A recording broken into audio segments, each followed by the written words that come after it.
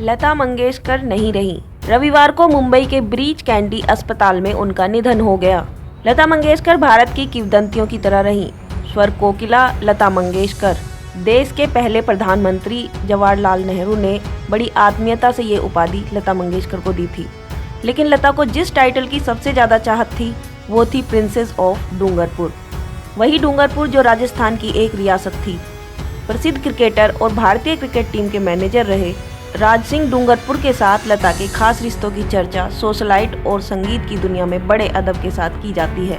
बीकानेर की राजकुमारी राज्यश्री जो डूंगरपुर की बहन की बेटी है, अपनी आत्मकथा palace of clouds a memoir में लिखती हैं कि दोनों की मुलाकात क्रिकेट के लिए दीवाने लता के भाई हृदयनाथ मंगेशकर के जरिए हुई थी।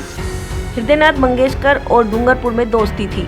फिर इसी दोस्ती में लता की एंट्री हुई और उनकी मुलाकात राज सिंह डूंगरपुर से हुई। इस रिश्ते पर न सिर्फ डूंगरपुर के शाही घराने की नज़र टेढ़ी थी, बल्कि डूंगरपुर खानदान से जुड़े दूसरे राज परिवार भी इस रिश्ते को वो मुकाम नहीं दे पाए जिसका ये हकदार था। डूंगरपुर घराने की कहानी बताएं तो राज सिंह डूंगरपुर इस रियासत के महाराजा के तीसरे पुत्र थे।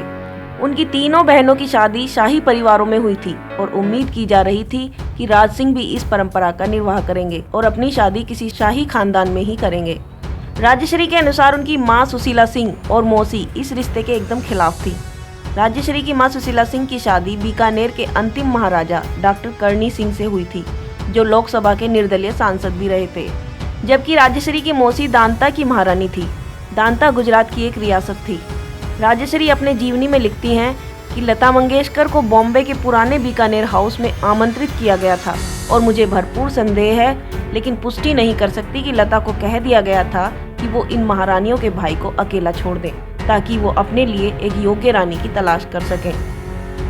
लता और राज सिंह डूंगरपुर के बीच यकीनन बहुत प्रेम था। एक दूसरे के प्रति उनकी वफा ऐसी थी कि दोनों 2009 तक एक दूसरे के प्रति समर्पित और अविवाहित रहे। आखिर 2009 में मुंबई में राज सिंह डूंगरपुर की मृत्यु के साथ इस अफसाने का सिलसिला टूटा।